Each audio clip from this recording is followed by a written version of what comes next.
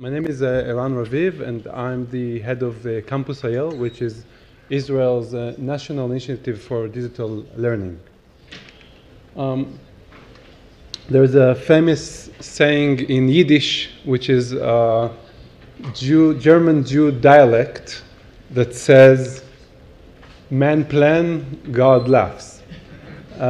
It actually sounds better in Yiddish, so I'm going to try that.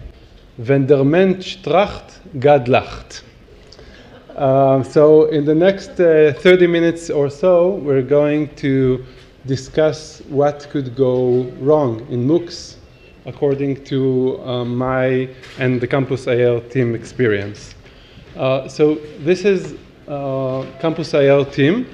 We're a small startup within Digital Israel, which is part of a national project in the Ministry of Equality of the government of Israel, aiming to digitally transform the public sector in Israel. So we had the privilege during the last year to experiment. Our vision is to change the way education is delivered in Israel. We want to offer free courses and knowledge, academic, general, and vocational education for every citizen in Israel. And in order to do that, we've partnered with edX, and we have a platform that is based on the open edX technology. And like I said, we had a great privilege. So our site is not online yet. It's under the radar. We're now experimenting for 18 months with several thousands of learners in order to get the best results in terms of pedagogic models, in terms of technology, in terms of courses and learning paths. So I'm going to start by sharing a little bit about what is Campus IL vision, and then dive into a few things that we've learned during the last year. So our focus is on 4 different audiences or verticals: university students, underprivileged populations, civil servants, and high school students.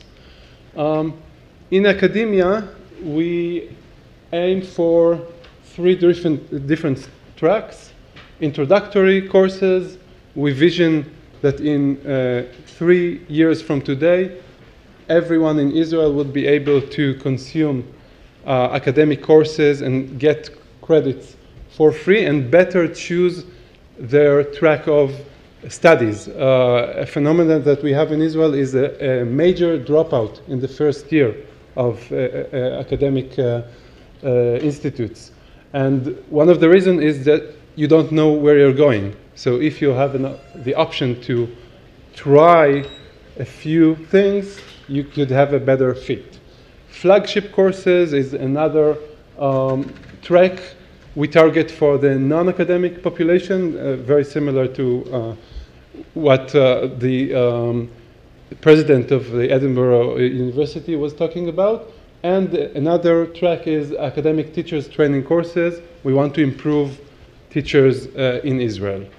So this is one audience. Another one, which is super important, like I said, we're part of the Ministry of Social Equality in Israel, is to decrease the barriers the underserved communities in Israel have for education and employment. You can see 6 examples of courses that are currently under development and will be uploaded to the platform next year.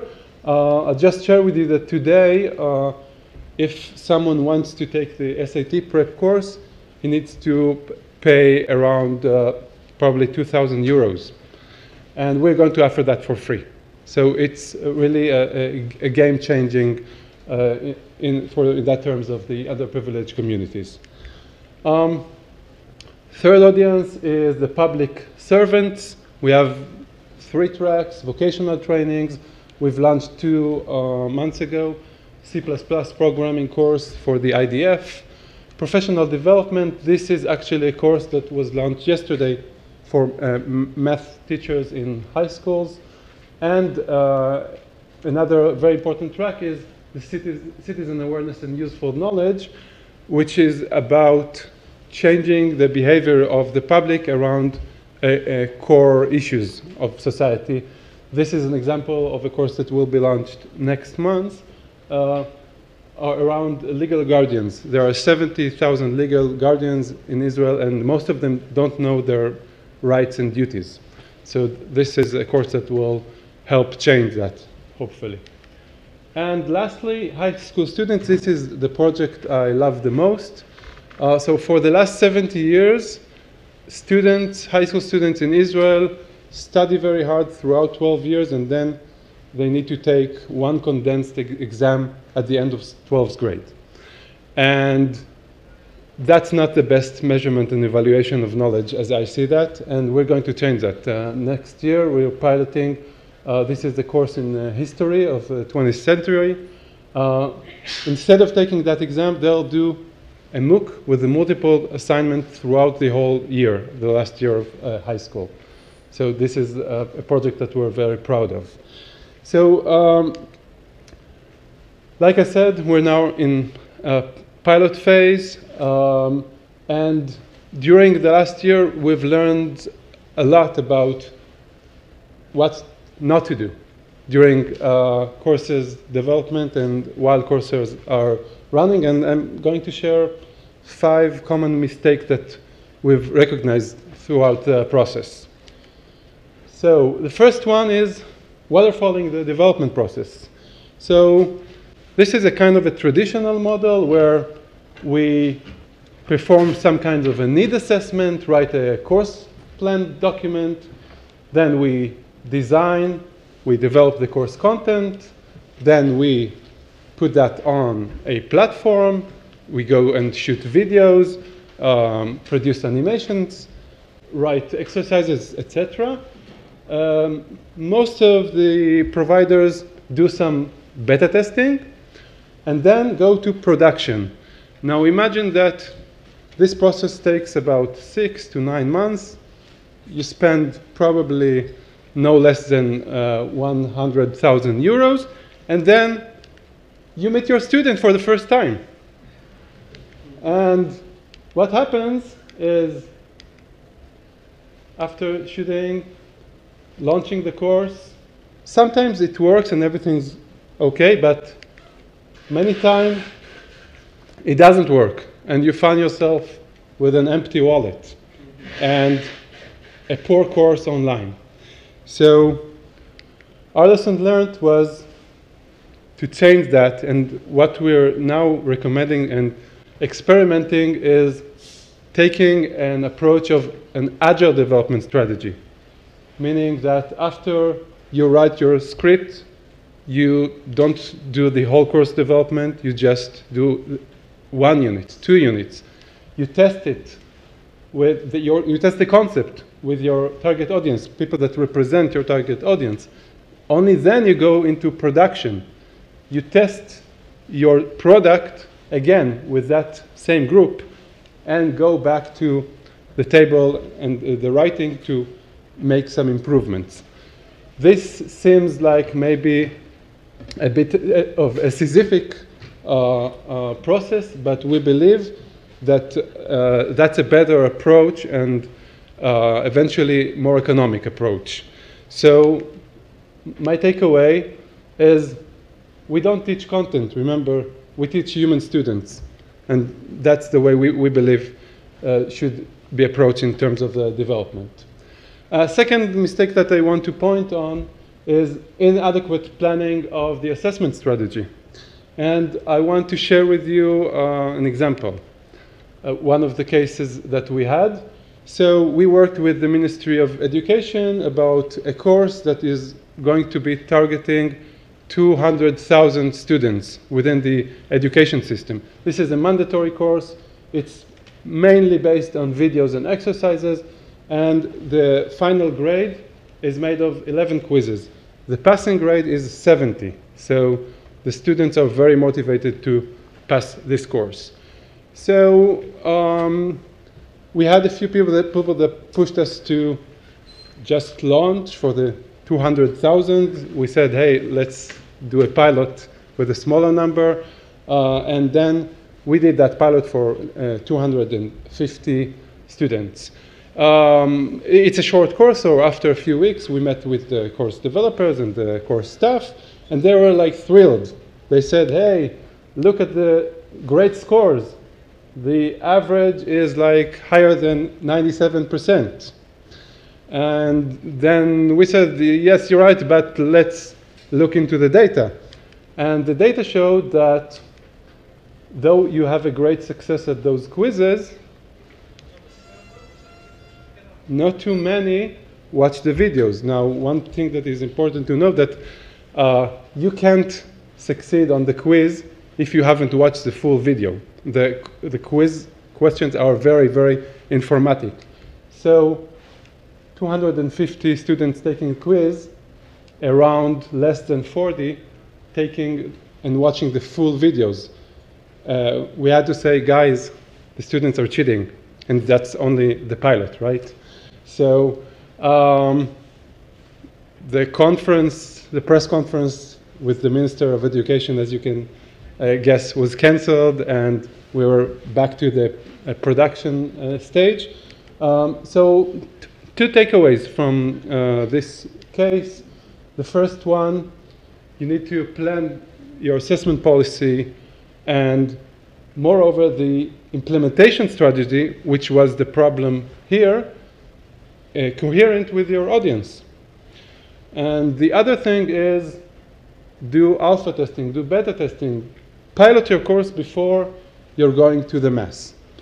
So, by the way, the changes that they made in the course were about the implementation strategy and not around the policy. So that's a second mistake we recommend to avoid. A third one is designing a passive learning process, which we do not recommend at all. And we see many, many times MOOCs that the very basic approach is to go for videos and other tools alike.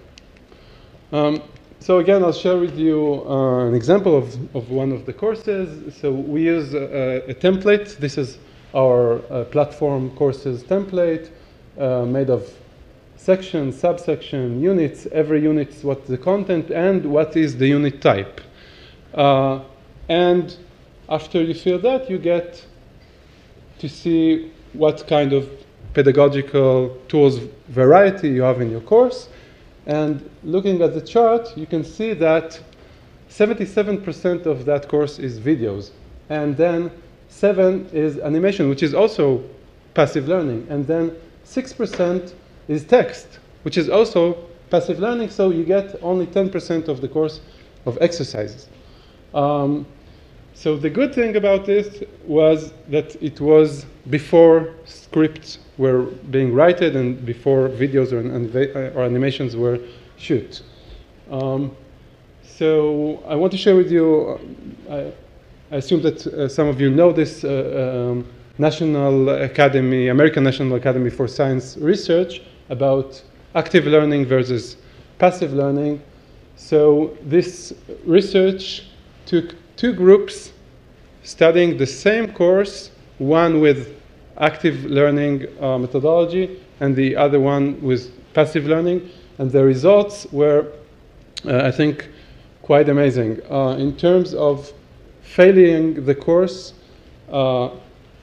34 of the passive learning group students dropped out or failed the course, and as only 22 of the ones that took the active learning approach dropped or failed.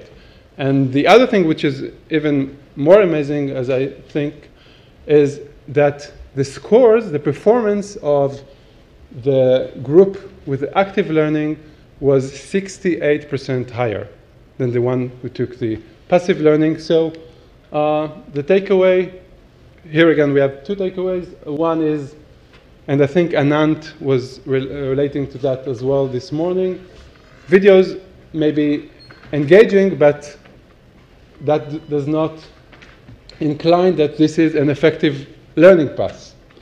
And we believe that effective learning paths should involve active learning. And the other thing is careful and rigorous planning is a crucial phase for an effective course development. And I want to share with you one of the things that we use as a protocol with our providers and customers, which includes qualitative design guidelines. We ask them to articulate what are the course goals, which is the audience type, the pedagogic model, what is the digital literacy of the audience, prerequisite, of course, success measures, etc. You'll be surprised how many providers just don't do that, or do that very partially. Second thing is the one that I've shared with you is the design skeleton that helps you really well have an outlook on your course from a high-level angle. Thirdly, assessment policy. Again, we think that the fit between the course pedagogic goals and the measurement and evaluation tools is super important. And this is a tool that helps you with that. And lastly, a production calculator that helps you manage your budget wisely. And again, according your pedagogic and content goals for the course. So, fourth thing that might go wrong, misplanning development schedule or budget. Unfortunately, or fortunately, all examples, all things I'm talking about are like real cases that happened during the last year. So there's this hype expression when Harvard meets Hollywood. So looking at Hollywood, the first thing that is being published about a new feature is its date of launch, right? So we know that 3 years from today, the Avatar movie will be in cinemas. That derives back all the processes that must happen in order to get to that date. The thing is that if your star actor breaks your leg, you might need to change the plot and make shooting at a different camera angle. And this is, by the way, things that happened in the movies industry. So the planning is super important, and this is a phenomena that we face. So we have, on the one hand, the customers, could be a university or a government ministry or an NGO, and on the other hand, the MOOC provider. Many times they don't know what they don't know because the provider is used to work with academia and not with underserved population or not with social workers. And the customers, many times, they don't know what digital learning is, how important marketing is, how important is experts around the content area are. So we find ourselves bridging that lost in translation process and saying, guys, help us help you. And that's a super important thing. And one of the tools we use is that Gantt chart.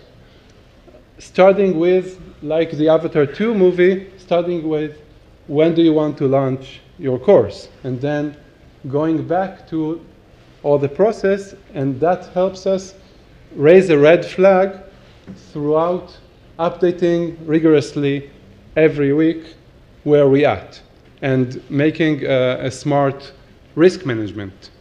So my takeaways around this example is there are two again. First, we found out that one point of contact on the customer side, on the MOOC platform side, and on the provider side are super important, and very helpful in terms of communication. The second thing is the expectation setting, the availability, and we find that most of the time the customer are the ones that are not available enough, are not responsive enough, and that cause the money, the budget to go out or the timelines not to be met. This is literally the difference between a successful project and a failed one. And lastly, we recommend not to do a profound promise at the very beginning of your process. So I guess some of you read in the Sketch app before coming to see this session about what is going to happen here. So probably 2 months ago, I promised you I'm going to share with you the top 10 mistakes. So sorry, I didn't do that. But I don't think you're very angry.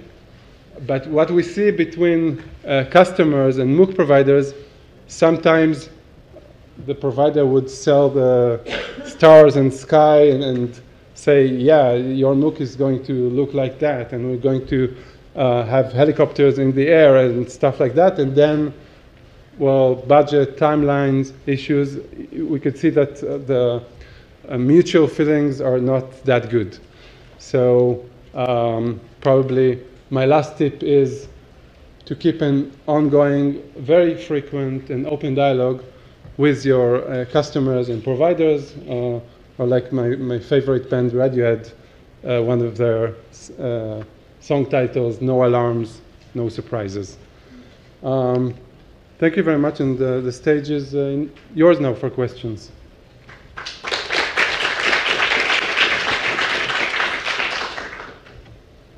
Yes.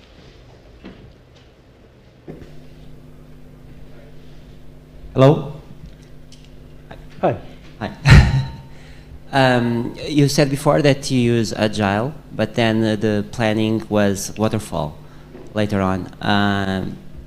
What changes have you made? And the idea here is when you define the date for it to go on public, is that art stoned on the starting of the project, or it's only on stone once you are very sure that you'll be able to keep So that's actually a very good question, but because, like I said, we started with the waterfall approach. We're now experimenting around Agile, and we're developing tools around that. So hopefully next year I'll be able to share that best practice. Thanks.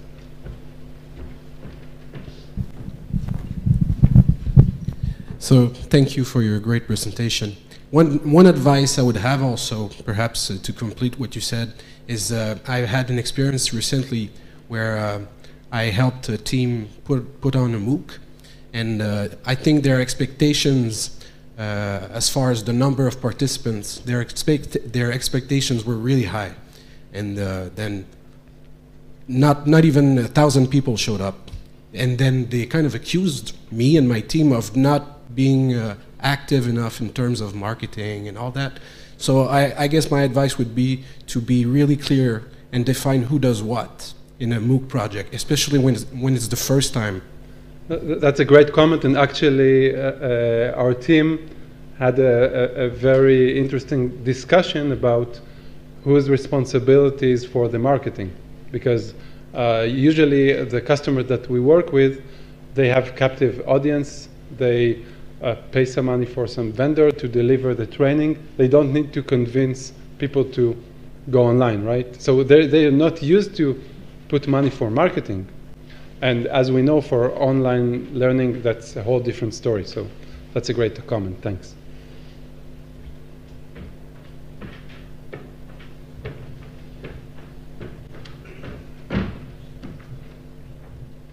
Thank you. I would like to thank you for this informative presentation. My question is, you mentioned that before you start production of the course, you need to know your audience, like learners. How do you do that? What instruments do you use to know your audience? Do you survey them? Or? Yeah, so that's another great question. Thanks. So if you remember, the first part of the course design protocol was the qualitative needs assessment. So part of that, we have like 20 different questions that we sit with the MOOC content provider and the customer, and we interview them. And relating back to the Agile development approach, that's not enough.